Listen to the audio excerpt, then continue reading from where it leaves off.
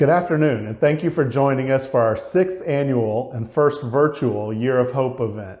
I'm Ryan Backman, the founder and executive director of Project Cold Case, and I'm excited to be able to use this new platform to reach as many people as possible. I'm assuming that most of you are watching because you know Project Cold Case and you know our story. But for those of you that might not or may have forgotten, I want to share a little bit of who we are and how we got started. In 2009, my dad was murdered in Jacksonville, Florida. And like most of the people we serve, I had no idea what the judicial system was like, what the criminal justice process was like, the day-to-day workings and interactions of law enforcement. All I know is that one day the police showed up at my door to tell me that my dad was dead and that somebody else had killed him.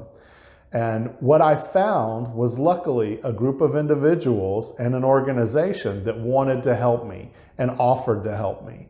And so for a number of years, I worked for an organization called Compassionate Families that helped families that had lost loved ones to violence. Didn't matter if it was solved or unsolved, didn't matter the circumstances, they were there to help. As I worked there and as my dad's case grew cold, I started to recognize a need for a more specific organization that focused its energy on those families that didn't have answers, that didn't have justice, and that were slowly starting to be forgotten. A lot of times people feel like their loved one, is out of the public eye and has been forgotten by everyone except them. And I really felt like that was the start of something we could do to assist those families. And Project Cold Case was born. In 2015, we launched a website. We started posting pictures like you see behind me of these victims and making sure the families knew that their loved one was not forgotten and that someone else cared. And what started as something so simple has grown into an organization that serves well over 900 victims' families and helps in ways that we never thought we would be able to, whether it's mental health counseling and support groups, peer-led and facilitated, whether it's raising awareness through new and innovative technologies and techniques, whether it's assisting in funding for law enforcement to use private labs or to develop computer-generated composite sketches of the suspects. We're always looking for ways to assist and advance these cases that are submitted to us. And I really appreciate you taking the time to join us today as we talk about what Project Cold Case does and how we do it. We're a nonprofit organization based out of Jacksonville, Florida that serves families of unsolved homicide victims. And we're not investigators, but what we do is provide advocacy for the families and help raise awareness for their loved ones' cases, and the ultimate goal of helping solve them, and also providing information along the way that will assist the families in their journey and connect them with law enforcement. 2020 was a very odd year for all of us. We were no different than anybody that suffered through quarantines, working from home. We had to work from home for a number of months last year to be safe and to make sure that we were doing what we needed to do to try to flatten the curve and stop the spread of COVID-19. But that brought with it some inherent challenges, and we were not immune to those. Funding became an issue with Project Cold Case that we weren't expecting. We suspended solicitation of donations in March when we went into quarantine, feeling like it was important for families and individuals to focus on themselves and their households, and that it wasn't the appropriate time to ask for donations. We were lucky to be in a position to do that at the time. We're funded mostly by grants, but unfortunately both of those grants took cuts in 2020, and we ended up losing about $30,000 in revenue that we usually have to run the organization. Thankfully, we were able to tighten up our finances and continue doing what we do without any real break in support for families and raising that awareness. You may not have seen us around as much as you had in the past. It's because some of the news stations where we usually have regular series were not doing in-person interviews and had shifted their focus to the pandemic as well. So we may not have been out there in the public as much, but we were still working really hard behind the scenes. As you've probably noticed by now, there's a little ticker along the bottom of the screen. That's to provide you with information as I'm speaking that might help you if you want to make donations, if you want to contribute, if you want to support, if you want to follow along with the things that we do throughout the year. You'll also see on there that we have new ways of contributing this year because we are not in person. So you can donate through our website and PayPal. You can donate through our Facebook fundraiser page, and you can also text Cold Case to 44321, and that will allow you to, that will bring you to a page where you can donate from your phone. Again, all new technology, all new things that we're using this year to try to combat the fact that we can't meet in person, which is really, this is the one event we do each year. It's the opportunity we get to all be together, whether it's survivor families, whether it's law enforcement, community supporters, lawmakers, elected officials. We usually have a vast spectrum of individuals attending in person when we have this event, at least traditionally. Hopefully next year we'll be able to get back to that and spend our time, quality time together in person. But this also allows us the opportunity to reach further than just the city we're based in. You know, our headquartered office is in Jacksonville, Florida. That's where we spend a great deal of our time. But this allows us to reach people much further. Because of COVID, you know, we had to adhere to the restrictions as well. We weren't in the office from March to June. When we did come back, we separated into 3 private offices so that Frida, Clint, and myself were spaced out and wouldn't potentially contaminate each other. We wear masks in our office. The building that we're in has a iPad temperature taking station when you walk in the door to make sure that you're not running a fever and that you're wearing your mask. So we took all those precautions that we needed. We also had to move our in-person support groups to virtual, which turned out to be almost a blessing. We now provide those meetings monthly via Zoom, and we are allowed to assist families that would not be able to travel to us or drive to us for a 2-hour-long support meeting. So that's been one of the silver linings in the COVID cloud. There's been a few of them for us, and we're really thankful that we've had the opportunity to continue these services despite the restrictions going on around the country. So let's go over a little more of the recap of 2020.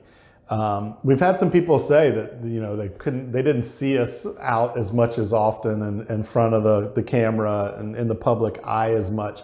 But we want to assure you that we were working hard behind the scenes. We were still collecting cases. We had almost 200 new submissions submitted to Project Cold Case through our website, projectcoldcase.org. And remember, our families, our victims are all submitted by family or law enforcement. That means that they physically have to find us and go through the process of submitting their loved one or the known case to us so that we can help. That gives us an opportunity to create relationships with the families and relationships with investigators. So almost 200 new cases came in. You know, that's 2/3 of the year we got a case in. You know, almost 2 out of every 3 days a new case was coming in to our office. And that's not all the cases that were submitted. Those are all the cases that the criteria met for us to publish them, print them on our banners, post them on our website, and actually begin services. Sometimes submissions come in and they're not homicides. Sometimes they come in and they don't have a photo. Sometimes it's a stranger that's submitting the case. And while we appreciate the public's interest in these cases and their desire to raise awareness for them, it's really important for us that we have a connection to the family so that they don't just happen to find their loved one's picture on our website and have no idea why. So we ask those that are not directly related, if you are submitting a case to us or you want to submit a case to us, reach out to the family if you know them.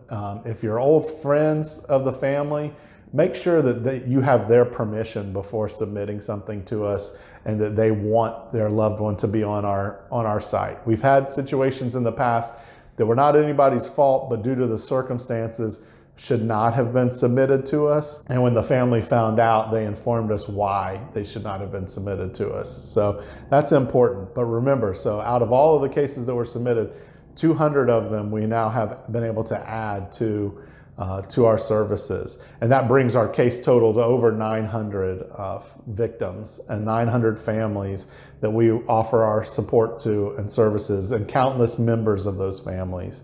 So the exciting news, the question everybody always wants to know is how many cases were solved? 10. We had 10 cases in 2020 that an arrest was made, a resolution was found. And again, we're not the investigators. We never take credit for those solves. Our role is very defined as helping raise awareness, and hopefully if somebody does have information, we direct them to the right sources to provide that information that will lead to an arrest. So sometimes our spotlights and our social media awareness campaigns are directly tied to the information reaching law enforcement. Sometimes it's indirectly tied to law enforcement solving a case, and sometimes it's just coincidental. But at the end of the day, it's our mission and our goal to share each of these stories and make sure that their loved ones know that they're not forgotten, and that the community knows that there's still a need for help in solving these cases. Social media, love it or hate it, it's been quite a ride this year on social media, but it remains the #1 avenue for us to raise awareness for these cases. Our marketing director, Clint, does a great job of making sure that every day we have at least one post going out, and then following up on that post and tracking it to see the reach that it has, the impact that it has.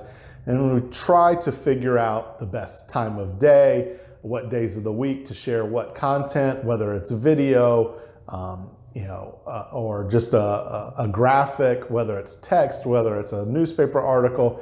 A lot of work goes into that. And we found that it really paid off this year, where we were averaging over 200,000 people reached each month. And so by the end of the year in 2020, we had reached over 2.5 million individuals and raised awareness for cases. And as we've always said, we don't have to reach 1 million people, we have to reach one, but we may have to go through 1 million to get to that one. So as we grow and as we expand, and this year we've peaked over 24,000 likes on Facebook, we utilize those resources to share these stories. It's the most important thing that we can do for these families, is make sure they know that their loved one matters, that they are still remembered, and that there are people out there that are willing to share their story and make sure that the community comes together and assists in resolving these cases. This year, we also focused on some in-depth kind of behind-the-scenes projects that we weren't able to release and premiere until earlier this month and this week. But there are things that have been in the works for a number of months and been extremely time-consuming and expensive, to produce. But we have just released a new series called Not Forgotten. If you follow us on Facebook, you saw the preview of this series earlier in the month and the first episode in this series this week. And what that does is that show, or that episode of Not Forgotten, allows us to take a victim from somewhere and focus on, with a minute-long episode, about their case, and allows the family to share that, it allows us to share it, it allows community supporters to share it. Potential there to be shown on televisions across the state, across the country. So it's really an exciting new feature, a new service that we've added. We've partnered with Crop Creative Media to produce those episodes. And again, if you haven't seen them yet, just go back to earlier this week on our Facebook page. Go back a few days on our timeline and you'll see the premiere of that. Earlier in the month, we had a promo special that kind of featured, showed what the episodes were going to be like. We also launched Dawn's Journey, which is a cartoon in collaboration with local cartoonist Ed Hall. And we're telling Dawn's story. Dawn is a little girl whose father is murdered when she's a young child. And we're going to follow Dawn. The first episode, the first cartoon was released earlier in January, and it shows her finding out that her dad has been murdered. And we're going to follow along with Dawn for the next 12 months, one episode a month, and see as Dawn grows up and becomes a young adult, the challenges that she faces, the adversity that she faces in dealing with this loss of her dad that's an unsolved homicide.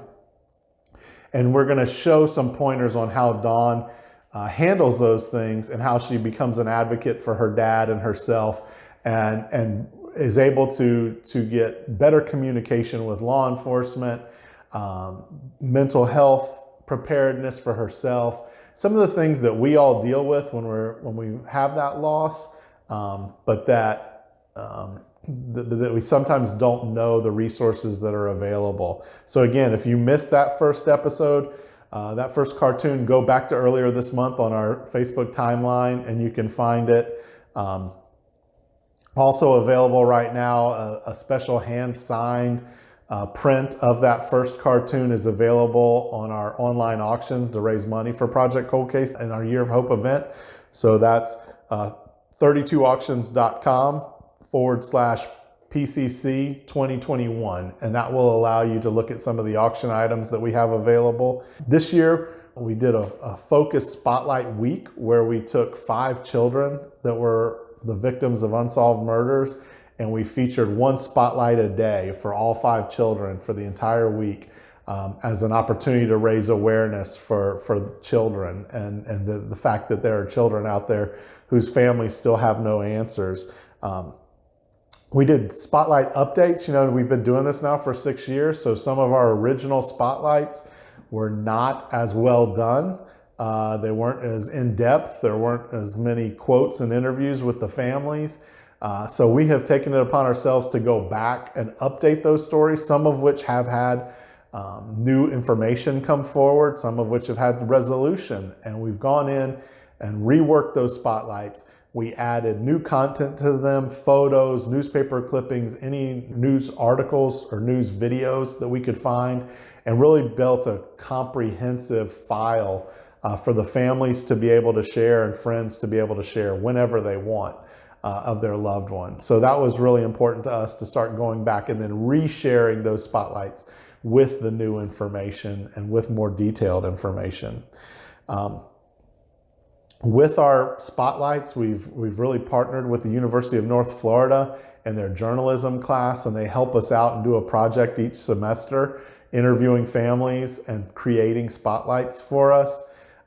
Some of those then take on a life of their own. We had a newspaper in Texas see the spotlight that the student did and ask if they could reprint it in their newspaper for Katara Johnson and her case, which was really cool. We're starting to see those things pop up in other places where media outlets are utilizing and referring and crediting Project Cold Case for getting the information out there.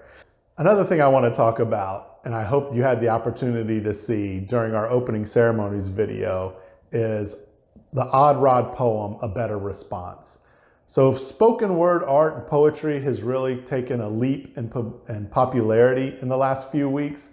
And it's something we have had our eyes on and our ears on for a while now. We reached out to Odd Rod, who's a Jacksonville native, who has been part of a movement for poetry for a decade now. And he's somebody that I came to know along my way and along my journey through advocacy. And I've always in the back of my mind wanted to be able to utilize his talents and his services. And we finally got that opportunity. So please, if you haven't yet, go back and watch our opening ceremonies and our closing with Odd Rod's A Better Response. It truly captures the essence of who we are as an organization, what we do, why we do it, and those we do it for. It captures it all beautifully, and it is worth your time to go back and listen to it. I want to make sure that I take the opportunity to mention our sponsors too. In this crazy 2020 COVID year and our 6th annual now virtual Year of Hope, it has been difficult for us to collect auction items, to raise money, and to get sponsors. But there's always some people that come through for us and help us out when we least expect it. And I want to take a minute to acknowledge those right now. Innovative Forensic is a Virginia-based investigative genetic genealogy company. We've all heard about genetic genealogy. It's the biggest breakthrough in cold case investigations since DNA, and it's solving cases at an unbelievable rate. And Innovative Forensic is one of the top genealogy companies out there. They see the value in Project Cold Case, and they continue to support us in various ways, including sponsorship. So I want to thank Innovative, and I also want to point out our old go-to buddy, Dan Moore. He continues to be a benefactor and supporter of Project Cold Case and comes through when we need him the most. The Finker Frankel Foundation also supports us throughout the year. And this year we got a new sponsor. Fortress Secure donated a significant amount of money to assist us in continuing our services and resources. So we want to make sure that we mention them as well, along with all those that donated to our auction items, which you can again see at 32auctions.com/PCC 2021. Thank you for joining us today. We know it's a bit weird having to do this virtually and not being in person. Please know that we do miss those days, and we hope to get back to them soon. At our next event, we truly do believe that we'll be able to share space together and in person. But until then, thank you for your support. Keep sharing our stories on social media, and we will see you soon.